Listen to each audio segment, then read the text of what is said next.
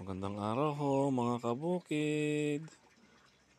Halin ho tayo at kumain ngayon pananghalian mga kabukid. Ayan po ang ating ulam. Ginisa ho natin ang ating iniluto sa balat ng lumpia. Lumpia wrapper ho ang tawag din mga kabukid. Puso lang ho ang laman niyan. Tayo ho ay nanguha kanina ng puso ng saging. Tapos ho, atin hong ginisa, nilagyan natin ng pampalasa at pampasarap. Nung malapot na ho, kung malambot na ho ang ating puso, tsaka ho natin ibinalot sa lumpia wrapper mga kabukid. Ayan ho, abay napakasarap ho nire. Ngayon lang ho pala kami gumawa ng ganire, lumpiang puso. Shanghai na puso ng saging mga kabukid. Napakasarap po naman pala nire mga kabukid. At napalaban ho ang aming kainan Ayan ho. At may panghimagas pa ho kaming papaya. At saka ho langka na hinog. Tsaka ho may orange tayo doon mga kabukid. Ala ho nakatsamba ho tayo ngayon Meron ho tayong pambili na Yun nung lang ibinili ho. Yun lang orange. Alam niyo na ho, naka part-time si Mrs. Kaya ho nakabili ng orange. Tapos ho yung mga yan ho, kuha na ho natin din sa ating makuran, papaya. Tsaka ho yung niluto nating ang puso na na saging na ating ginisa, mga lumpiang saging ng puso ng saging mga kabukid. Ayan ho. Ang laho ay napakasarap pala na rin mga kabukid. Ililagay sa wrapper, malinamnam.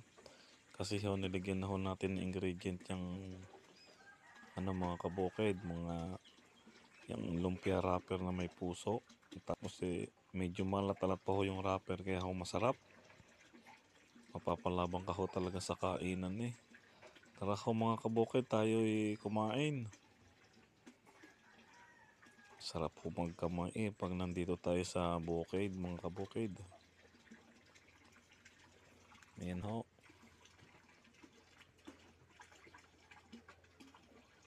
Kaya lang wala tayong ketchup. Pero wala akong ketchup okay naman ho. Kasi malinam naman yung ating ulam.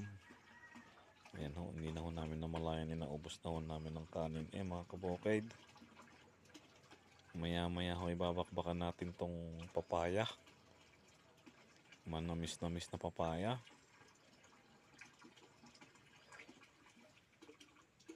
Ating kuhong panghihimagas mga kabukid. Yan. Simot ho Dumakot pa ako talaga dun ng kanin sa kabila ayaw na raw ni Mrs. Suko na daw ho dahil busog na siya. Binigay na ho sa akin. Ayan, kinuha ko na ho. Sayang naman. Pinapakain ko pa ho siya Sabi ko kumuha pa siya rin ayaw na. Busog na raw ho siya. Ayan. Yun na lang ho ang pinapak niya, yung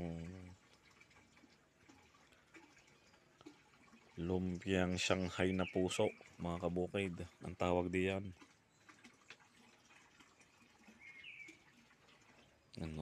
Maya ubusin na natin ng papaya. Panghimagas.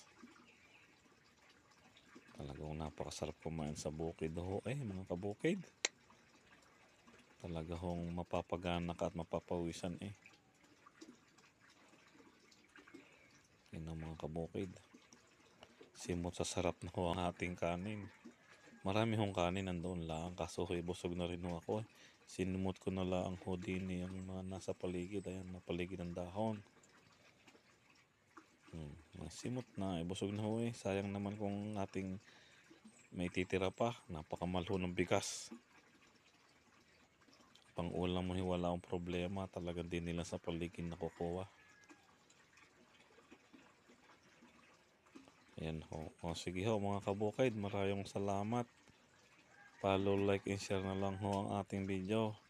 Sa muli ho mga kabukid, maraming salamat sa ating panonood.